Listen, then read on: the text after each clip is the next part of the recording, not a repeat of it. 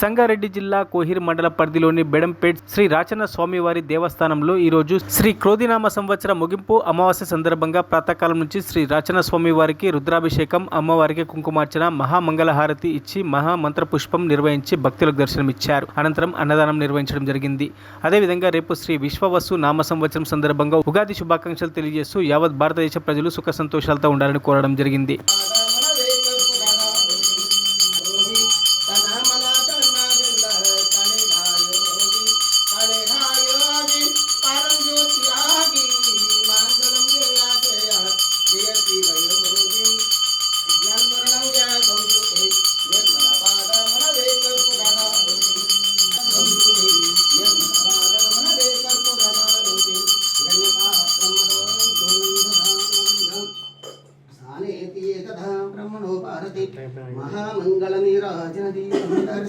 మరిన్ని అప్డేట్స్ కోసం మా ఛానల్ని సబ్స్క్రైబ్ చేయండి.